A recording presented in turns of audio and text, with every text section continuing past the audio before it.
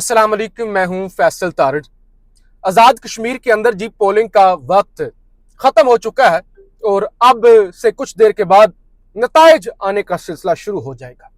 लेकिन इस वीडियो के अंदर हमने कोई नताइज के हवाले से बात नहीं करनी।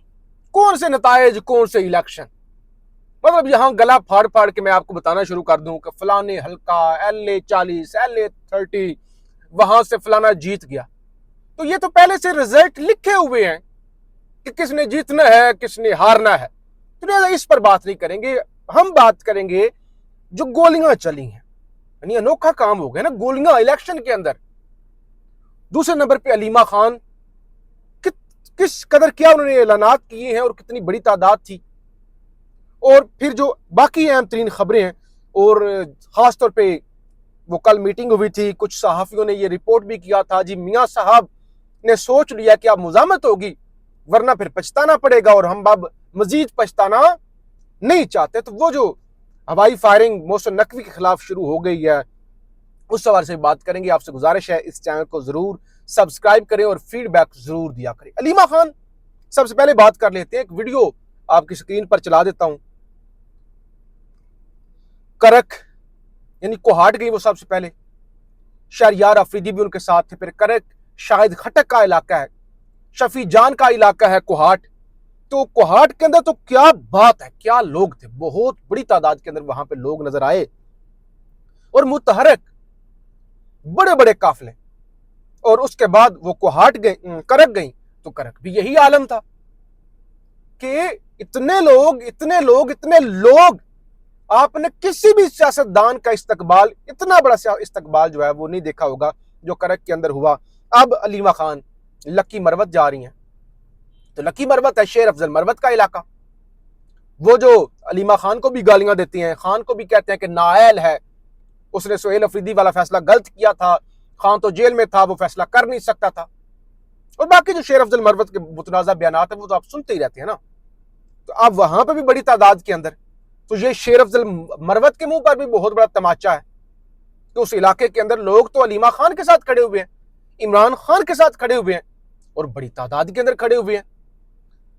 ताकतवर जो भी प्लान बना रहे हैं, देखिए मुख्तलिफ रूमर्स है ना कि वो जो मोहसिन नकवी ने कहा निजाम उलट गया है, तो बेसिकली प्लान ये है कि फील्ड मार्शल साहब सदर बन जाए। ऐसे उड़ती उड़ती बातें हैं ना, कोई कंफर्म चीजें तो नहीं है।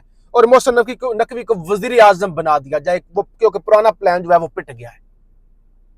तो अब वो मुजामतें, अब रजा रुबानी मुतहरक हुए हैं। यानी वही पीपल्स पार्टी के वो पुराने बाबे जो असूली बातें करते हैं, वैसे असूली बातें भी जरूरत पड़ने पर ही करते हैं, होम्योपैथिक सी करते हैं। बहरहाल साबिक ये असनात मलिक साहब सुप्रीम कोर्ट के रिपोर्टर हैं, कहते हैं साबिक चेयरमैन सेनेट मियां रजा रबानी को भी मुतहरक कर दिया गया, जो 26वीं और 27वीं यानी तरमीम के बाद मौजूदा अदलिया की सूरत हाल पर खामोश थे। पहले खामोश थे, अब जब इक्तदार खतरे में आए तो फिर वो भी एक्टिव हो गए। रजा रुबानी ने नए सूबों के क़याम की मुखालफत करते हुए गवर्नेंस की नाकामी की 11 वजूहात बयान की हैं, जिनमें आज़ादाना और मुनसफाना इंतखाबात के इनेकाद की इजाज़त ना देना, जमहूरी अमल को बार बार पटरी से उतारना और सियासी मैदान को सिविल और अस्करी ब्यूरोक्रेसी के हवाले करना शामिल है। यानी पीपल्स पार्टी ने भी मुखालफत कर दी। अब पीपल्स पार्टी के लोगों पर आज़ाद कश्मीर के अंदर हमला हो रहा है। अच्छा, हमला ऐसा नहीं कि किसी ने कोई हमला कर दिया, किसी ने पत्थर मार दिया, गोलियां चल रही हैं। अब जरा सुन लें, कमर जमान कायरा ने प्रेस कॉन्फ्रेंस की है, कहते हैं अभी इतला आई है कि हमारा एक कारकुन शहीद हो गया है। आज आज़ाद जम्मू कश्मीर के सदर जब अपने हल्के के दौरे पर गए तो उन पर भी कातलाना हमला किया गया और उन्हें वहां से निकलने पर मजबूर किया गया। तो ये हमले तो जनाब हुए हैं और रिपोर्ट भी हुए। बल्कि इन हमलों से पहले मैं अलीमा खान ने जो दो तीन अहम जुमले बोले हैं ना, वो आपके सामने रखता हूं, फिर क्योंकि गडमड हो जाती हैं चीजें। वो कहते हैं जब इमरान खान को पता चलेगा कि मैंने अवाम को कहा है कि अवाम इमरान खान के लिए निकलो, तो हो सकता है कि इमरान खान मेरे से नाराज हूं, लेकिन मैं मजबूर हूं क्योंकि मैं बहन हूं। खान ने कभी भी नहीं कहा कि मेरी खातर निकलो। खान कहते हैं अपने हकूक के लिए निकलो, अपने मुल्क के लिए निकलो। तो खान की जात के लिए तो नहीं। खान हो सकते नाराज हो, लेकिन मैं बहन हूं, मैं मजबूर हूं, तो मुझे निकलना पड़ेगा। और अलीमा खान, लोग इतनी बड़ी तादाद में थे, अलीमा खान भी कॉन्फिडेंट थी। उन्होंने कहा ये लोग जरा दिखाओ ना वक्त के यजीद को, वक्त के फिरौन को दिखाओ कि कितनी बड़ी तादाद के अंदर लोग निकले हुए हैं। और अलीमा खान ने कहा कि भाई ये जितने भी लोग निकले हुए हैं अपने एमपीएज अपने एमएनए से मुतालबा करो कि तहरीक चलाओ। और दूसरी तरफ अब जरा आते हैं कश्मीर की तरफ।